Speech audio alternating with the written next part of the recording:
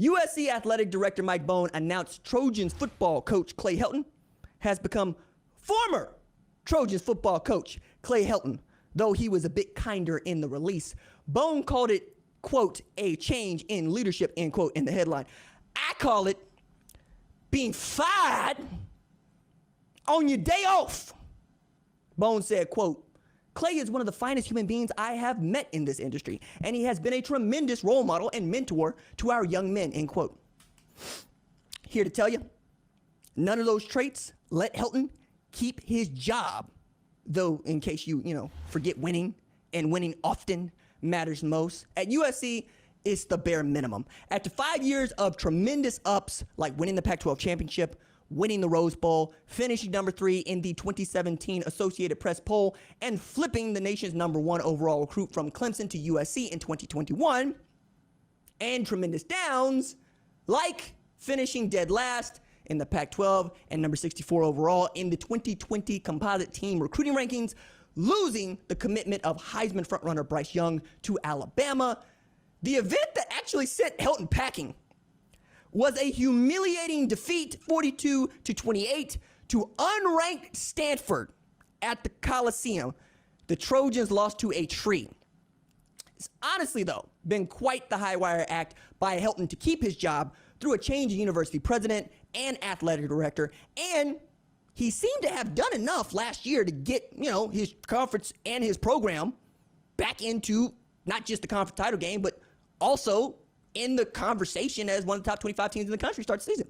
Okay, after filling the cupboard with 3 transfers from Texas, including the 2018 Gatorade National Player of the Year in Jake Smith, I thought Helton had done more than enough to put USC in a spot to become the first Pac-12 program to play in the college football playoff in half a decade, let alone win the Pac-12 championship. And apparently, so did his boss, who fired him on his day off.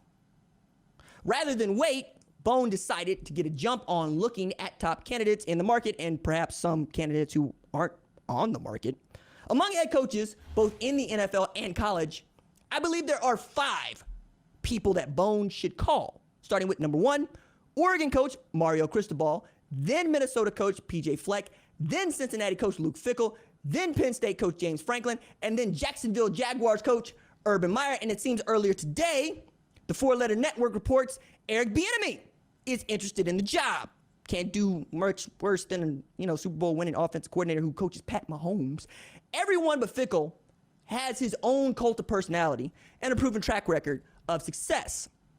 Fleck flipped Western Michigan into a New Year's Six team and Minnesota into an 11-win program. Franklin left with a winning record at Vanderbilt, who lost to directional Tennessee land-grant University 2 weeks ago.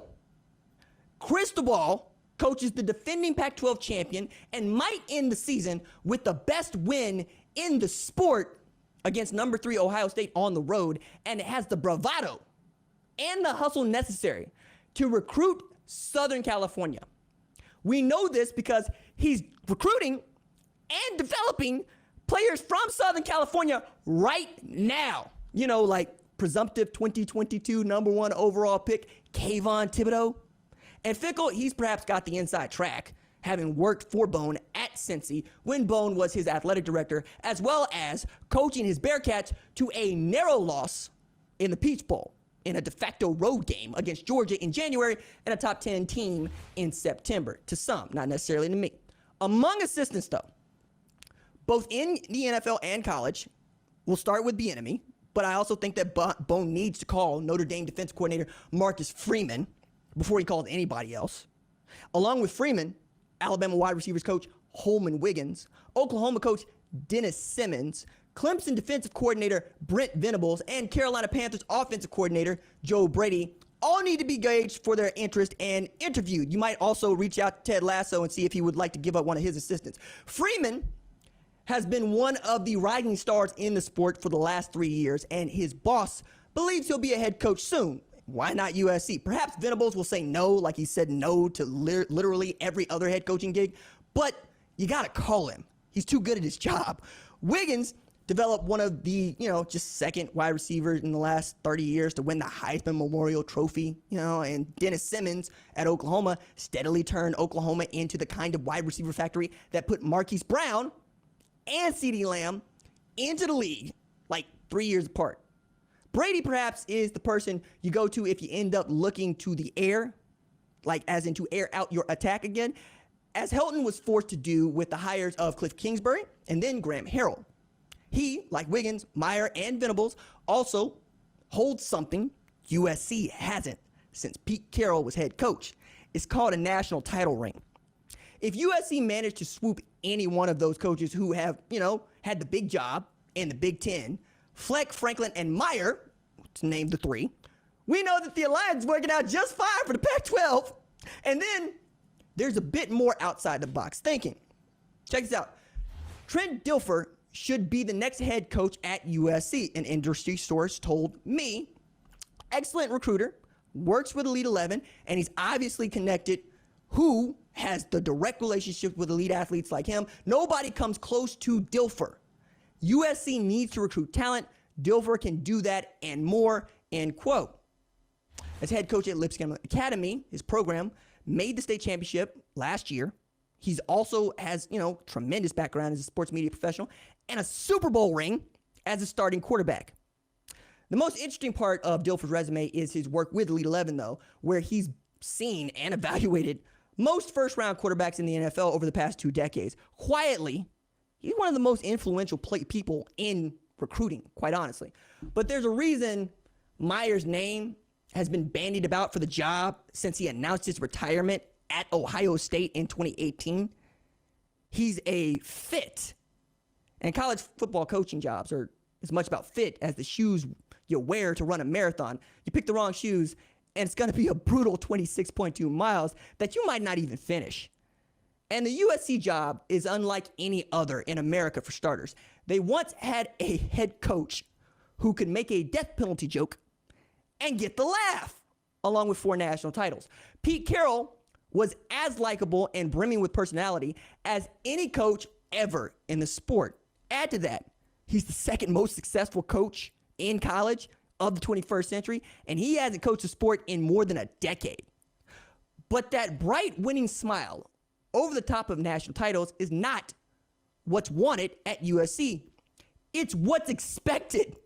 The number of people throwing Ed Orgeron's name at this USC vacancy demonstrates how little y'all talk to USC fans, read USC football stories, or lurk on their boards. All you have to do is listen to know that Ed O ain't their guy, and neither is Iowa State coach Matt Campbell. It's not enough to be hardworking like Campbell, or to be one of the best recruiters on earth like Orgeron. You've got to be Hollywood and hardworking. In a word, you've got to be talented. Because if it was want to, that was what was needed and all it took to get what you wanted, I'd be 6'6", 260, and walk around with a cape.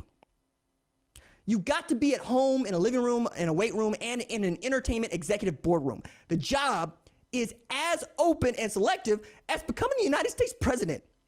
USC might be the only program in the country where they want their head coach to be more Hollywood than head coach. As a matter of fact, they want Ryan Coogler, and you're trying to fit them with Tyler Perry. They need Barry Jenkins, and you're trying to fit them with Michael Bay. They want Steve McQueen, and you're trying to fit them with a Russo brother. And they want more on this list. And more on the list they want is a very short one. But it's attainable. Because not too long ago, we talked about the USC Trojans like we talk about the Alabama Crimson Tide. They don't just want to win at the box office. They want the Oscars and the prestige to go with it. They don't need a filmmaker. They need an auteur. Bone's job now, find him and back the Brinks truck up to get him. Hey, kinfolk, I appreciate you for watching. Subscribe here and ring the bell so you don't miss the latest upload to the channel. Also, be sure to watch more videos here, like FS1 Studio shows and the best from Fox Sports and Fox Sports Digital.